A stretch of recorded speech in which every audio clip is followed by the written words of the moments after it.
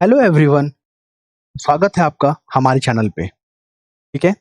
और आज जो है ना हम लोग बिहार पब्लिक सर्विस कमीशन का जो मेंस एग्जाम होगा ना उसको ध्यान में रखते हुए सारा कंटेंट, सारा मटेरियल फोकस किया गया है। ठीक है। आज हम लोग देखेंगे बिहार का पीवाईक्यू में पूछा गया था वन नेशन। ठीक है। वन नेशन वन इलेक्शन, ये टॉपिक जो है ना आपका 70 में पूछा गया था और 71 के लिए भी इंपॉर्टेंट है। इस बार जो है 38 मार्क्स में पूछ लिया गया। हो सके तो अगले बार जो एग्जाम हो 71 का उसमें 8 नंबर में पूछ ले, लेकिन इंपॉर्टेंट टॉपिक है क्योंकि आप जनसत्ता न्यूज़पेपर में देखोगे ना तो वन नेशन वन इलेक्शन को लेकर हमेशा जो है ना कहीं पेज में आपको दिख जाएगा। इसका मतलब वो है न्यूज में और वो इम्पोर्टेंट है वो। तो अभी जो भी जैसे यूपी पीसीएस का भी जो एग्जाम दे रहे होंगे तो उनके लिए भी ये टॉपिक काफी हेल्प रहेगा, है ना। यहाँ से क्वेश्चन आना तय है एकदम। पहला टॉपिक ये हो गया। दूसरा टॉपिक हम लोग क्या करेंगे, कलर चेंज कर लेते हैं। ग्रीन जो है ना थोड़ा ज्यादा इफेक्टिव मुझे नजर नहीं आ रहा है और इसको लेते हैं हम लोग रेड। ठीक है, चलिए। तो टॉपिक हमारा क्या रहेगा, आज का करंट अफेयर। आज का क्या रहेगा, करंट अफेयर। हम लोग जनसत्ता को देखते हैं, डेली देखते हैं ना हम लोग। उसमें जो है ना आज आतंकवाद को लेकर टॉपिक डिस्कस किया गया था एडिटोरियल पेज में। इसको एडिटोरियल या संपादकीय बोलते हैं। और उसमें आतंकवाद को लेकर भारत का क्या दृष्टिकोण है उस पर ये आर्टिकल छपा हुआ था। तो मैंने क्या किया, विदेश नीति, क्योंकि भारत का विदेश नीति भी इंपॉर्टेंट है और भारत का जो आतंकवाद को लेकर क्या दृष्टिकोण है उसको लेकर मेंस का क्वेश्चन कैसे फ्रेम होगा मैं यहाँ पे डिस्कस करूंगा। ठीक है। और ये आपको बता देते हैं, हमारा जो प्रोग्राम है ना ये स्टार्ट हो चुका है। लगभग 15 जो है पीडीएफ शेयर किया जा चुका है हमारे ग्रुप में और 15 वीडियो अपलोड किया जा चुका है। तो जो लोग जुड़े नहीं है जुड़ सकते हैं। ओके, मैं आपको नंबर बता देता हूँ एक बार फिर से, 9430357042। इस पे आप इंक्वायरी करके कोर्स के बारे में जान सकते हैं। अब हम लोग आते हैं इंपॉर्टेंट टॉपिक पे। सबसे पहला टॉपिक है हमारा ये। ठीक है, आइए अच्छे से कवर करते हैं। और इसका पीडीएफ का पता है खास बात क्या है, यहाँ पे टू द पॉइंट बात किया गया है।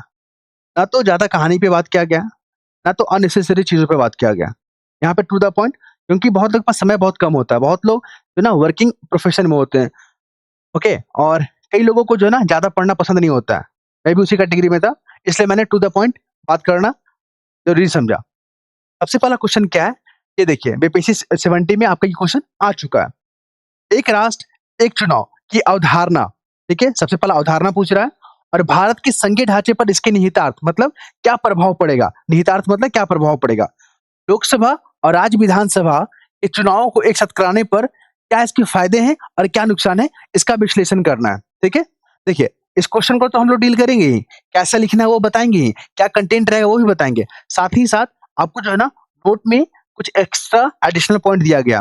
जैसे इस क्वेश्चन में आपका चैलेंजिंग नहीं दिया गया कि आपको ये बताना है कि अगर वन नेशन वन इलेक्शन को लागू करने में क्या चैलेंजेस आ रहा है उसके बारे में यहाँ पे नहीं पूछा।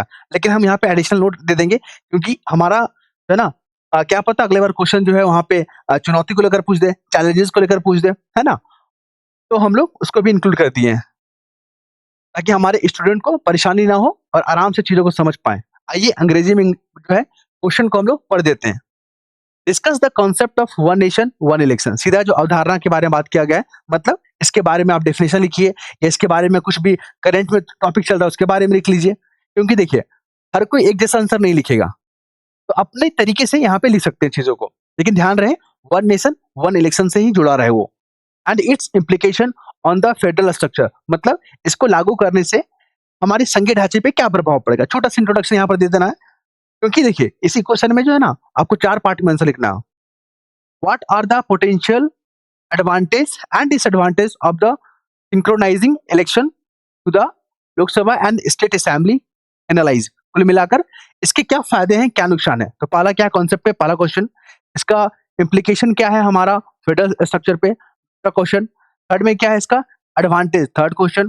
फोर्थ में क्या है यहाँ पे सिंक्रोनाइज डिसएडवांटेज, मतलब फोर्थ नंबर पे। और साथ में आपको कंक्लूजन लिख देना 5 पॉइंट पे। तो हम लोग 5 पॉइंट्स को देखते हैं यहाँ पे। ओके, अगर आप लोग को पसंद आता है तो अपना फीडबैक दीजिएगा कैसा लगा। सबसे पहला देखिए, जब भी किसी मेंस का आंसर आप लिख रहे हैं ना 3 चीज बात ध्यान रखिएगा। पहला क्या, किसी भी चीज का आपको जो ना इंट्रो देना होगा। अगर क्वेश्चन में डेफिनेशन नहीं बोल रहा है इंट्रो लिख दीजिए। अगर क्वेश्चन में डेफिनेशन के बारे में पूछ रहा है या अवधारणा के बारे में पूछ रहा है तो वहां पे आप डेफिनेशन लिख दीजिए। इंट्रो हो गया। सेकंड पार्ट में आप क्या लिखेंगे? Body part. तो क्वेश्चन का मेन पार्ट होता है। यहाँ पे आपसे पूछेगा इसके फायदे, इसके नुकसान, क्या चैलेंजेस है, सरकार ने क्या कदम उठाया है, ये सब जो है ना बॉडी पार्ट का हिस्सा होता है। ओके? वहाँ पे आपको डील कर देना। थर्ड में क्या लिख देना है? अगर आपको क्वेश्चन में बोला जाए कि आप आगे की राह बताएँ, सुझाव बताएँ कि इसको इम्प्लीमेंट करने में जो दिक्कतें आ रही है ना, उस दिक्कतों को हम कैसे कम कर सकते हैं, अपना सुझाव दें। तो वहाँ पे सजेशन अगर माँग रहा है, सजेशन लिखिए। नहीं बोल रहा है, मत लिखिए, क्योंकि आपके पास समय बहुत लिमिटेड रहेगा एग्ज़ाम में।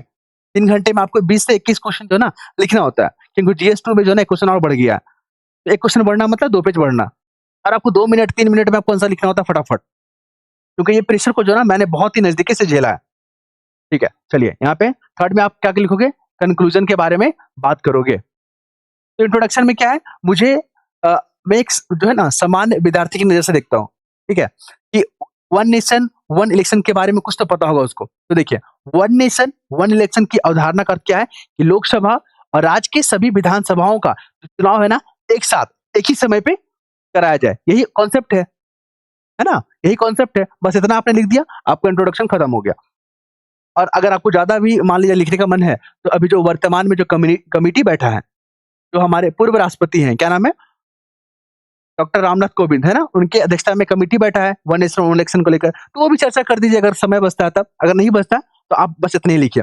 और यही सब टेक्निक जो है ना, आपको वहाँ पे बताया जाएगा। इस विचार का उद्देश्य बार-बार चुनाव होने से अगर जो खर्च होता है, समय का बर्बादी होता है और जो प्रशासनिक बोझ है ना, उसको कम करेगा। देखिए यहाँ पे समझा देता हूँ आपको। खर्च कैसे क्या?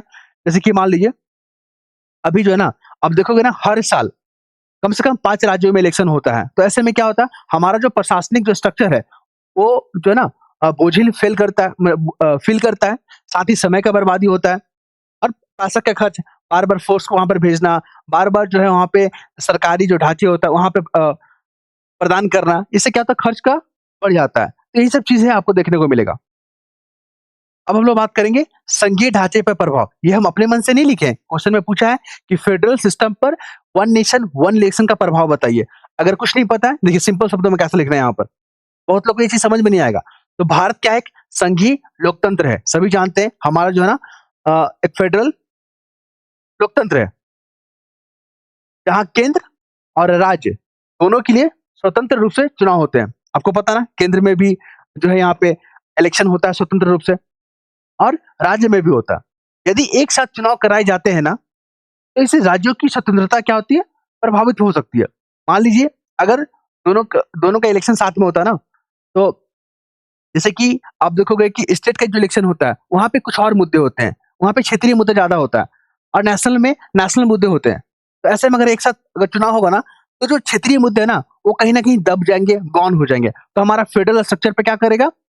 प्रभावित कर सकता है। और केंद्र की सत्ता का प्रभाव राज्य चुनाव पर पड़ सकता है, ठीक है? मतलब जो इलेक्शन है ना, वो सेंट्रल हावी हो जाएगा उस पे। वही चीज़ यहाँ पे बात किया गया है। तो जिससे हमारे संघवाद की भावना को क्या करेगा?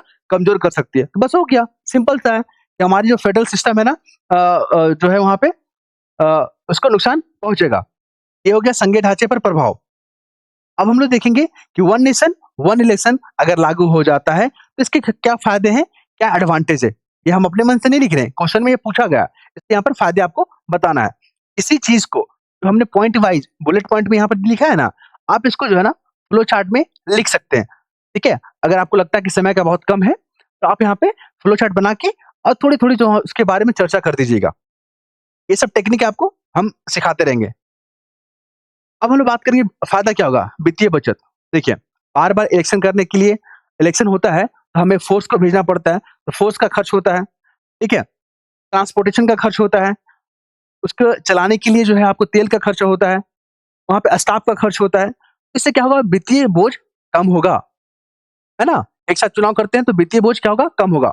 प्रशासनिक सुविधा, देखिए बार-बार अगर आप देखोगे कि एक ही राज्य में जो है आपका स्टेट का भी इलेक्शन चल रहा है, फिर कुछ महीनों के बाद आपका वहाँ पे लोकसभा का इलेक्शन चल रहा है, फिर वहाँ पे लोकल इलेक्शन चल रहा है। तो ऐसे में क्या होता है, जो प्रशासनिक सुविधा होती है, जो आम जनता को मिलना चाहिए, वो बाधित होता है ना?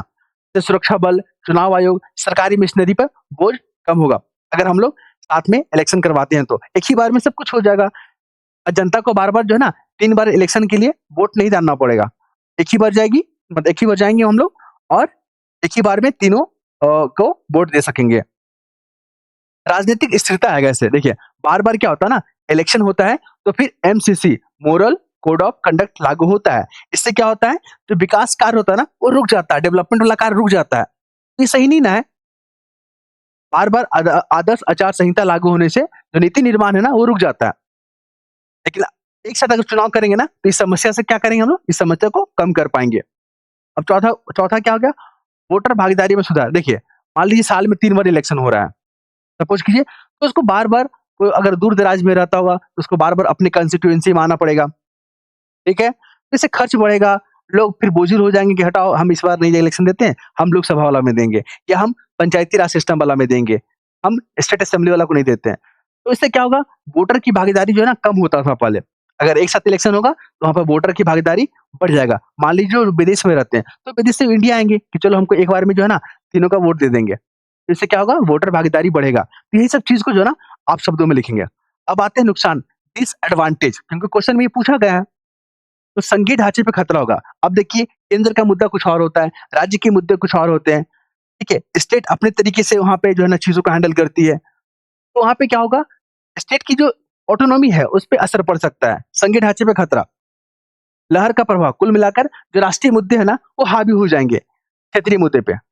और संकट की स्थिति में जटिलता, यदि कोई सरकार समय से पहले गिर जाता है, सपोज़ कीजिए गवर्नमेंट बना बिहार में और वहाँ पे सरकार गिर गई, तो ऐसे में फिर दोबारा इलेक्शन करना पड़ेगा ना, या उपचुनाव करने पड़ेंगे ना, तो फिर क्या प्रासंगिकता रह गया वन नेशन वन इलेक्शन को लेकर? ये भी बहुत बड़ा चैलेंजेस है। ठीक है? चलिए, कंक्लूजन में आपको क्या लिखना है? सिंपल सा, आपको पॉजिटिव लिखना है, कभी भी नेगेटिव बात नहीं करना है, जब तक क्वेश्चन में नेगेटिव बात ना बोला जाए। एक राष्ट्र, एक चुनाव, जो विचार है ना, प्रशासनिक रूप से क्या है, आकर्षक है, बहुत अच्छा है। लेकिन भारत जैसे विविधतापूर्ण संघीय देश में इसे लागू करना व्यवहारिक चुनौतियों से बड़ा है, क्योंकि यहाँ पे राजनीतिक दल का सहमति चाहिए, यहाँ पे स्टेट जो पार्टी है, मतलब स्टेट जो है ना, विधानसभा, उसकी सहमति चाहिए लागू करने के लिए, और आपको संविधान संशोधन भी करना होगा। सभी राजनीतिक दलों से सहमति लेना होगा, व्यापक विचार विमर्श करना होगा। तो इसको लागू करना कोई हलवा नहीं है, ठीक है? एक बहुत बड़ा चुनौतीपूर्ण काम है। लेकिन अगर इसको संवाद के तरीके से, सभी पार्टियों की सहमति से, आपस में संवाद करके इस इम्पोर्टेंट चीज़ को लागू किया जा सकता है। और आपको बता दें, जब हमारा देश आज़ाद हुआ था ना 1947 में, और इलेक्शन जब 1941 से हुआ था, 51 से माफ़ कीजिएगा, तो 67 तक जो है ना, एक साथ ही इलेक्शन हो रहा था। लेकिन 97 के बाद जो है ना, फिर देखा गया कि राज्यों में जो है, वहाँ पे सरकार गिरने लगी, तो वहाँ पे गठबंधन की प्रचलन देखने को मिला, उपचुनाव जैसा शब्द यहाँ पर देखने को मिला, ठीक है? तो आपको यही सब चीज़ यहाँ पे लिखना है। और ये हमारा जो है ना, आज आज जो है ना, 15वां क्लास है। इससे पहले जो 14 क्लास को अपलोड कर दिया गया है, वीडियो और पीडीएफ, आप लोग जाके देख सकते हैं। यहाँ पर बात करेंगे हम लोग, देखिए ये जो है ना, एक्स्ट्रा पॉइंट है, क्योंकि एक राष्ट्र एक चुनाव के लिए ना, क्या-क्या संवैधानिक संशोधन करना पड़ेगा। तो आपको बता दें, अनुच्छेद 83 में चेंज करना पड़ेगा। क्यों? क्योंकि यहाँ पर लोकसभा के कार्यकाल से जुड़ा हुआ प्रावधान है, तो वहाँ पे संशोधन करना पड़ेगा। अनुच्छेद जो है ना, 172 में चेंज करना पड़ेगा। क्यों? क्योंकि राज्य विधानसभा की जो है ना, अवधि से जुड़ा हुआ ये प्रावधान है। अनुच्छेद 356 को यहाँ पे संशोधन करना पड़ेगा। क्यों? क्योंकि यहाँ पे राष्ट्रपति शासन की स्थिति के बारे में चर्चा किया गया है। अनुच्छेद 324 में संशोधन करना पड़ेगा। क्यों? क्योंकि चुनाव आयोग की शक्तियों के विस्तार के बारे में यहाँ पे जो है ना, जिम्मेदारी दिया जाएगा। फिर यहाँ पे अनुसूचित 10 में अगर हम लोग बात करें, तो दल बदल कानून में भी संशोधन, ताकि मध्य अवधि चुनाव से बचा जा सके। तो कुल मिलाकर आपको इतने आर्टिकल में जो है ना, चेंजेस देखने को मिलेगा। तो ये सब फैक्ट याद रखिएगा, पीटीए में भी पूछ लेगा। एक और जो एक्स्ट्रा पॉइंट है यहाँ पे, नोट करके आप लोग नोट कर लीजिएगा। एक राष्ट्र एक चुनाव को लागू करने में क्या चैलेंजेस हैं? सबसे पहला, संवैधानिक संशोधन। आपको जो है ना, 2/3 लोकसभा और राज्यसभा से पास करना होगा। साथ में आधे से अधिक विधानमंडल का समर्थन चाहिए आपको। ये कोई छोटा-मोटा काम नहीं है। दूसरा क्या है यहाँ पे? राजनीतिक सहमति की कमी। यहाँ पे जो है ना, जितनी भी पॉलिटिकल पार्टी है, उसकी सहमति चाहिए, और सभी दलों को एक मुद्दे पे सहमत करना, ये अपने आप में चुनौतीपूर्ण कार्य है। आपको बता दें, अगर सरकार गिरती है समय से पहले, तो जो असमंजस की जो स्थिति बनता है, वो भी एक चुनौतीपूर्ण काम है। फिर यहाँ पे संघीय ढांचे को प्रभावित कर सकता है। ओके? यहाँ पे जो रीजनल पार्टियां हैं, उसका वर्चस्व जो है ना, खतरे में पड़ सकता है। व्यावहारिक कठिनाइयाँ क्या है? ईवीएम, सुरक्षा बल, चुनाव कर्मियों को भारी माँग। जैसे कि अगर एक साथ इलेक्शन करवा रहे हैं ना, तो हमको ईवीएम चाहिए, हमको फोर्स चाहिए एक बार में, हमें प्रशासनिक ढांचा एक साथ चाहिए, ठीक है? बड़े मात्रा में जो है ना हमको पैसा चाहिए, चीज़ों को खरीदने के लिए, इंफ्रास्ट्रक्चर को लिए, ये भी बहुत बड़ा चुनौतीपूर्ण है। तो आप लोग बताइएगा आपको कैसा लग रहा है यहाँ पे, ठीक है? ये है क्वेश्चन हमारी जनसत्ता करंट अफेयर जो मैं डेली डिस्कस करता हूँ। आप लोग ने देखा ही होगा, ठीक है? तो वहाँ पे आज के टॉपिक में जो है ना विदेश नीति के बारे में बात किया गया है। आज के टॉपिक में आतंकवाद के बारे में बात किया गया है। तो दोनों को मर्ज करके जो मेंस के क्वेश्चन बनेंगे ना, क्योंकि बिहार का अब क्वेश्चन देखोगे ना, बिहार पब्लिक सर्विस कमीशन का, तो कहीं न कहीं यूपीएससी का मॉडल को वो जो है ना अडॉप्ट कर रहा है। अगर आप देखो यूपीएससी का जो क्वेश्चन है मेंस का और अब यूपीएससी का हाल के जो वर्षों में जो एग्जाम हुए हैं 68, 69, 70, कहीं न कहीं आपको वो जो है ना सिमिलैरिटी देखने को मिलेगा, वो थॉट देखने को मिलेगा जो यूपीएससी सोचती है, वही अब बिहार पब्लिक सर्विस कमीशन सोच रही है, ठीक है? और यहाँ पे जो कमीशन है ना, वही डिमांड कर रही है जो कि एक यूपीएससी स्टूडेंट से जो है किया जाता है। ऐसा विचार कब आएगा? बार-बार प्रैक्टिस करने से, बार-बार चीज़ों को पढ़ने से, ठीक है?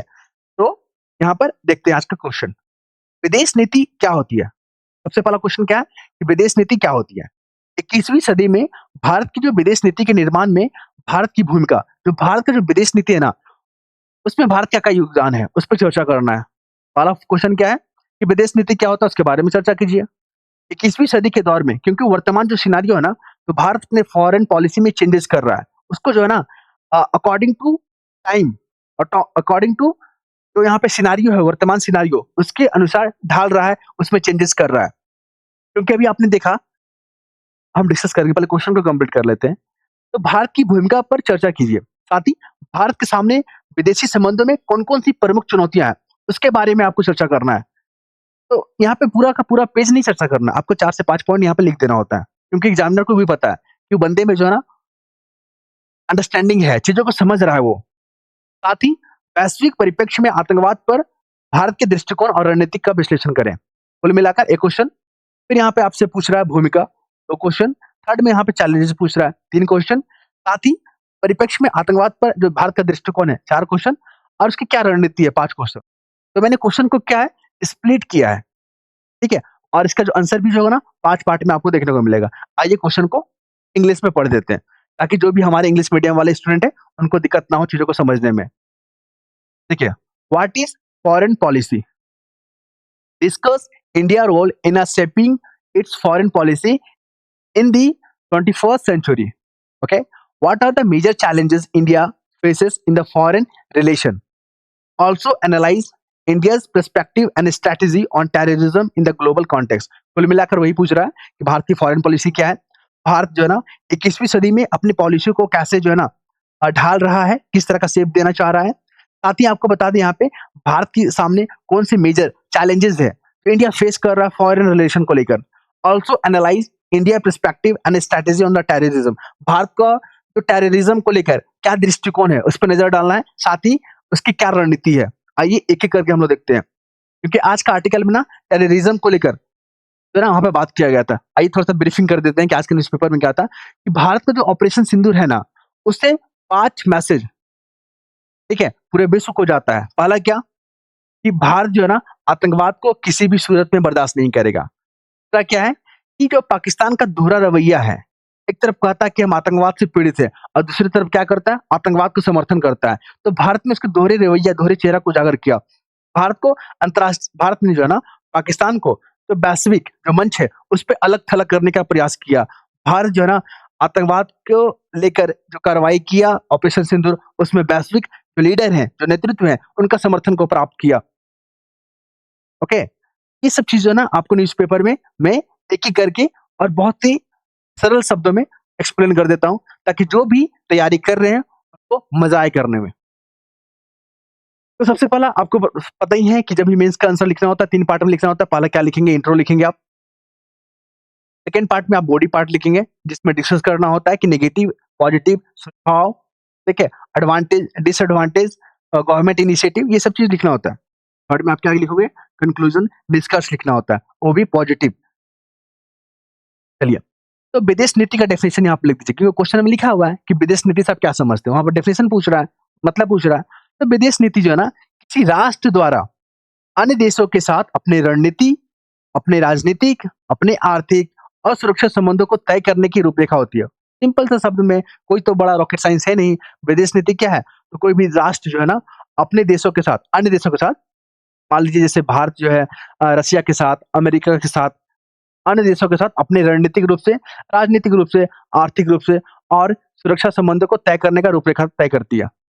जैसे भारत का संबंध आप देखोगे ना तो कई देशों के साथ है। भारत अपना इंटरेस्ट पहले रखता है। भारत की जो विदेश नीति है ना, विश्व बंधुत्व, ठीक है? वसुधैव कुटुंबकम, कूटनिरपेक्षता, स्वायत्त निर्णय, शांति का प्रचार जैसे सिद्धांत पे आधारित है। आपसे पूछेगा कि भारत का जो विदेश नीति है, किन-किन सिद्धांतों पे आधारित है? तो आप वसुधैव कुटुंबकम के बारे में चर्चा कर देंगे, कूटनिरपेक्षता के बारे में चर्चा कर देंगे, स्वायत्त निर्णय के बारे में चर्चा कर देंगे और शांति का प्रचार के बारे में आप चर्चा कर देंगे। जैसे अभी आपने आज देखा, इज़राइल ने ईरान पे हमला किया और ईरान ने फिर पलटवार किया। तो भारत ने क्या यहाँ पे अपील किया उन 2 देशों से कि आप लोग जो है ना, दोनों देश शांति बना के रखें और चीज़ों को है ना, बातचीत के माध्यम से सॉर्ट आउट करें। ओके? चलिए। तो भारत की जो विदेश नीति में योगदान, भारत अपने विदेश नीति में कैसे योगदान दे रहा है? देखिए, नेबरहुड फर्स्ट, अगर आप चीज़ों को, आपके पास समय बहुत कम है, ठीक है, एग्ज़ाम में और लिख नहीं पा रहे ना, तो आप फ्लो चार्ट बना के यहाँ पे लिख दीजिएगा नेबर फर्स्ट हुड के बारे में, एक्ट ईस्ट पॉलिसी के बारे में चर्चा कर देंगे, इंटरनेशनल मंचों पर भूमिका के बारे में बात कर देंगे, वसुधैव कुटुंबकम की भावना के बारे में चर्चा कर देंगे। आइए, नेबरहुड फर्स्ट पॉलिसी क्या है? तो पड़ोसी देशों के साथ आर्थिक और रणनीतिक साझेदारी बढ़ाना। देखिए, नेबरहुड फर्स्ट पॉलिसी में क्या होता है, जैसे मान लीजिए कि बांग्लादेश में कुछ संकट हो गया, तो भारत पड़ोसी होने के नाते सबसे पहले सहायता प्रदान करेगा वहाँ पे और सबसे पहले सहायता देने का ऑफर भी वहाँ पे प्रोवाइड करेगा। आपने कई बार देखा होगा जैसे कि तुर्की में जब वहाँ पे आया था, तो क्या आया था वहाँ पे? भूकंप आया था, तो भारत ने जो है ना दोस्ती का हाथ बढ़ाया था, वहाँ पे राहत सामग्री पहुँचाया, मानवता को ध्यान में रखते हुए, इंसानियत को ध्यान में रखते हुए। हालाँकि वो हमारा पड़ोसी नहीं है, लेकिन भारत ने जो है ना, अपने पड़ोसियों के साथ-साथ अन्य पड़ोसियों का भी ध्यान रखता है और भारत भी अन्य पड़ोसियों से यही एक्सपेक्ट करता है कि वो भी भारत के प्रति सकारात्मक दृष्टिकोण दृष्टिकोण रखे। एक्ट ईस्ट पॉलिसी की अगर बात करें, तो आसियान हो गया, जापान हो गया, दक्षिण कोरिया, जो तमाम देश है, उनके साथ अपने संबंध को क्या कर रहा है? प्रगाढ़ कर रहा है, मजबूत कर रहा है। बस टू द पॉइंट बात करना है। हम लोग को कहानी अननेसेसरी चीज़ नहीं बात करना है, ठीक है? इंटरनेशनल मंचों पर भूमिका, आप देखोगे G20 के रूप में, एससीओ के रूप में, ब्रिक्स के रूप में, क्वाड के रूप में भारत की जो है ना सक्रिय भूमिका बढ़ रहा है। अभी आप देखोगे कि G7 में भारत को इनवाइट किया गया है कनाडा के, है ना, प्रधानमंत्री के द्वारा। तो आप देखोगे इंटरनेशनल मंच पे भारत की जो आवाज़ को जो है ना लोग सुनना चाहते हैं। भारत जो है ना वैश्विक मुद्दे पे क्या अपनी सोच रख रहा है, उसके बारे में पूरा वैश्विक कम्युनिटी जानना चाहता है। भारत क्या सोचता है इस मुद्दे को लेकर, पूरा विश्व इस चीज़ को जानना चाहता है, ठीक है? इसलिए भारत को नज़रअंदाज नहीं कर सकता। फिर यहाँ पर बात करेंगे वसुधैव कुटुंबकम। पूरा भारत जो है ना, भारत की ही एक जो है ना सिद्धांत है या आप कहोगे दर्शन है कि पूरा विश्व को एक परिवार मानता है। तो वैश्विक संकट जैसे कोविड-19 में वैक्सीन मैत्री के तहत 100 से अधिक देशों को वैक्सीन दी थी। तो आपने देखा कि जो कोविड-19 का जो दौर था, उस समय भारत वसुधैव कुटुंबकम को ध्यान में रखते हुए 100 से अधिक देशों को जो है ना यहाँ पे कोविड वैक्सीन प्रदान किया था। ओके? तो ये सब जो है ना भारत की विदेश नीति में मजबूत करने के लिए ये योगदान है। और भी बहुत सारे फैक्ट हैं, लेकिन देखिए सब कुछ पढ़ना पॉसिबल नहीं है। एक लिमिटेड टाइम बॉन्ड होता है हमारे पास और आपके पास भी। आप पूरे दिन अब बीपीएससी की तैयारी नहीं कर रहे होते हैं। आपके पास और भी काम होते होंगे, है ना? तो बस इसको जो है ना मेनली फोकस करना है, बाकी अन्य काम भी करना है आपको। सरकारी पहल और एक आंकड़े की बात करें यहाँ पे, कुछ-कुछ फैक्ट है ना, डेटा दिया गया है जो आपका पीआईबी का होता है या इंटरनेशनल जो ऑर्गेनाइजेशन के जो महत्वपूर्ण डाटे होते हैं ना, उसका यूज़ करेंगे हम लोग मेंस आंसर राइटिंग में। यहाँ पे सरकारी पहल की अगर बात करें, जैसे मिनिस्ट्री ऑफ इकोनॉमिक अफेयर की अगर बात करें बजट 2024-25 में, तो विदेश मंत्रालय को 18,050 करोड़ का आवंटन किया गया है। ये क्या है? हमारे विदेश नीति को मजबूत करने के लिए बजट में प्रावधान किया गया है, जिसमें से 69 करोड़ की सहायता राशि के लिए, ठीक है? 6900 मतलब सहायता राशि के लिए मतलब मान लीजिए किसी देश में संकट आ गया, तो आप देखते हो ना भारत जो है ना वहाँ पे 500 करोड़, 1000 करोड़ का वहाँ पे क्या देता है? सहायता प्रदान करता है, वो चीज़ हो गया। फिर क्वाड में सहयोग, आप देखोगे क्वाड में कितने मेंबर है? भारत, अमेरिका, जापान, ऑस्ट्रेलिया, ये चारों मेंबर याद रखिएगा, पीटी में पूछ लेता है कभी-कभी। लेकिन हम लोग मेंस के लिहाज से पढ़ रहे हैं। यहाँ पे भारत, अमेरिका, जापान, ऑस्ट्रेलिया के साथ समुद्री सुरक्षा को लेकर आपूर्ति श्रृंखलाओं को मजबूत करने पर यहाँ पे बातचीत चल रहा है या प्रयास किया जाता है। आईएमईसी, देखिए ये परियोजना जो है आज के न्यूज़पेपर में आया था और मैंने डिस्कस भी किया है। तो भारत, मध्य पूर्व, यूरोप आर्थिक गलियारा है ना, इसमें 2 गलियारा हैं, एक तो उत्तरी गलियारा और एक पूर्वी गलियारा। पूर्वी गलियारा में भारत को गल्फ कंट्री से जोड़ता है और उत्तरी गलियारा में जो गल्फ को यूरोप से जोड़ता है। तो देखिए, हमारे जो फॉरेन मिनिस्टर हैं, उन्होंने कहा कनेक्टिविटी जो है ना मोस्ट इम्पोर्टेंट रोल प्ले कर रहा है आज के विदेश नीति में या कूटनीतिक में। तो ध्यान रखिएगा, इसमें भारत वैश्विक व्यापार का केंद्र बन सकता है। अगर इन तमाम परियोजनाओं के साथ भारत अगर जुड़ा है, तो भारत की भूमिका बढ़ रही है वैश्विक लेवल पे। ओके, चलिए। अब हम लोग देखेंगे कि भारत के समक्ष चैलेंजेस क्या है, क्या चुनौती है यहाँ पे। तो चीन की आक्रामकता, आप देखोगे ना चीन के साथ हमारा बॉर्डर डिस्प्यूट चलता है, नदियों को लेकर भी यहाँ पे चैलेंजेस चलता है। जैसे आपने देखा था ब्रह्मपुत्र को लेकर, चाइना बोलता है कि ब्रह्मपुत्र पे हम बांध बनाएँगे और भारत ने इसका जो है ना आपत्ति दर्ज कराया कि आप जो है ना बहाव को नहीं रोक सकते, क्योंकि आप जो है ना भविष्य में अगर हमारे और आपके रिश्ते में तनाव आता है, तो आप वाटर डिप्लोमेसी खेलेंगे, आप ना पानी को रोक सकते हैं और पानी को रोकने के बाद फिर अचानक छोड़ सकते हैं। तो इससे जो है ना आप वाटर डिप्लोमेसी का यूज़ करके भारत को नुकसान पहुँचा सकते हैं और भारत इस चीज़ को जानता है। इसलिए भारत ने घोर विरोध किया था। तो यहाँ पे चीन की आक्रामकता, फिर आपने देखा था पूर्वी लद्दाख को लेकर गलवान घाटी को भी लेकर यहाँ पे डिस्प्यूट चलता है। फिर एट फिंगर के बारे में भी आपने सुना ही होगा, चर्चा किया होगा। तो देखिए ये सब चीज़ को जानना है, लेकिन लिखना नहीं है। आपको बस लिख देना है कि चीन की जो आक्रामकता है, सीमा विवाद या इंडो पैसिफिक में जो बढ़ता प्रभाव, आप देखोगे कि भारत का जो पड़ोसी जो कंट्री है, वहाँ पे चाइना जो है ना, किसी न किसी माध्यम से अपना उपस्थिति दर्ज करा रहा है और भारत को घेरने का कोशिश कर रहा है। इससे जो है ना भारत जो है की जो विदेश नीति है, वो उसके सामने एक चैलेंजेस, उसके सामने एक चुनौती खड़ा हो कर रहा है चाइना। फिर पाकिस्तान के साथ तनावपूर्ण संबंध, आप देखोगे पाकिस्तान के साथ अभी ऑपरेशन सिंदूर, आतंकवाद को लेकर, बॉर्डर डिस्प्यूट को लेकर, है ना? तो ये सब चीज़ जो है ना पाकिस्तान के साथ भी तनावपूर्ण चलता है। अभी अमेरिका के साथ भी देख लीजिए, भारत अमेरिका के बीच में जो ट्रेड वार, मतलब तो अमेरिका ने भारत की वस्तुओं पे जो टैरिफ बढ़ाया, इससे जो है ना विदेश नीति में बहुत बड़ा चैलेंजेस देखने को मिला। ओके, तो ये सब चीज़ को ध्यान रखिएगा। साथ ही जो वैश्विक महँगाई है, जो आपूर्ति संकट है, ऊर्जा सुरक्षा, ये भी चैलेंजेस उत्पन्न करता है। जैसे कि आप देखोगे कि हमें अगर इलेक्ट्रॉनिक के क्षेत्र में या रिन्यूएबल एनर्जी के क्षेत्र में आगे बढ़ना है, तो जो सेमीकंडक्टर वगैरह जो मिनरल्स होते हैं, वो चाइना के पास है और हमें उसकी ज़रूरत है। तो कहीं न कहीं आपूर्ति संकट भी हमारे सामने क्या होता है, चैलेंजेस खड़ा करता है। बस चैलेंजेस में इतना ध्यान रखिएगा। अब बात करते हैं यहाँ पे आतंकवाद को लेकर भारत का क्या दृष्टिकोण है? सीधा का सीधा हम लोग बात करेंगे। सबसे पहले बात करते हैं ज़ीरो टॉलरेंस। भारत किसी भी सूरत में आतंकवाद को बर्दाश्त नहीं करेगा, इसलिए यहाँ पे ज़ीरो टॉलरेंस जो है ना लिखा हुआ है। भारत ने यूएन में आतंकवादी संगठनों को नामित कराने में सक्रिय भूमिका निभाया है। मतलब जो भी आतंकवादी संगठन है ना, उसको एक ग्लोबल आतंकवादी संगठन का दर्जा दिलाने में भारत का महत्वपूर्ण योगदान है। जैसे कि मसूद अज़हर को एक ग्लोबल आतंकवादी घोषित करवाया और ये मसूद अज़हर कहाँ है? पाकिस्तान में पनाह लिए हुए हैं। फिर एनआईए, फिर यूएपीए जैसे जो कानून है, उसको उसमें जो है ना बदलाव करके उसे और भी कड़ा बनाया गया है, ताकि आतंकवादी गतिविधियों को रोका जा सके। फिर एफएटीएफ में जो है ना, जो तमाम जैसे पाकिस्तान है, उसको जो है ना ब्लैक लिस्टेड करने का भी भारत का प्रयास रहा है कूटनीतिक स्तर पे। ऑपरेशन सिंदूर, आपने पढ़ा ही होगा इसके बारे में भी। तो चीज़ों को देखिए, टू द पॉइंट लिखना है और करंट टॉपिक को भी यहाँ पे इंक्लूड कर दिया गया है। इसका उद्देश्य क्या है? पाकिस्तान और पाकिस्तान ऑक्यूपाइड जो कश्मीर में जो आतंकवादी जो ढांचा है ना, उसको निशाना बनाया गया भारत की तरफ से, ताकि आतंकवाद से अच्छी तरह से निपट सके। फिर आपको कंक्लूजन में क्या लिख देना है? बिल्कुल सकारात्मक कंक्लूजन लिखना है, नेगेटिव बात करना ही नहीं है, क्योंकि आप गवर्नमेंट के अधिकारी बनने वाले हैं। भारत की विदेश नीति की अगर बात करें ना, तो एक बहुपक्षीय मंचों पर प्रभावी भूमिका निभा रहा है, सही बात है। भारत का जो वैश्विक जो प्रोफाइल है ना, उसमें काफ़ी वृद्धि हुआ है। हालाँकि भू राजनीतिक अस्थिरता और सीमावर्ती खतरों के बीच रणनीतिक संतुलन बनाकर चलना भारत के लिए अनिवार्य हो गया। कुल मिलाकर भारत को जो भी चैलेंजेस हैं, उसमें जो है ना अ, बदलाव करते हुए, अपनी नीतियों में बदलाव करते हुए चीज़ों को सँभालने का ज़रूरत है। यहाँ पे आपको कंक्लूज़न यही चीज़ को लिख देना है। तो आपको बताना है कि आपको ये चीज़ कैसा लग रहा है, हमारा एफर्ट कैसा लग रहा है। क्योंकि जब तक आप लोग फीडबैक नहीं देंगे, जब तक अपनी प्रतिक्रिया को दर्ज नहीं कराएँगे, हम कैसे जान पाएँगे, ओके? और ये जो है ना आज हमारा सेक्शन क्लास है और कल जो है हमारा 17 क्लास होगा, 17वाँ क्लास होगा और माफ़ कीजिएगा, आज 15वाँ क्लास है।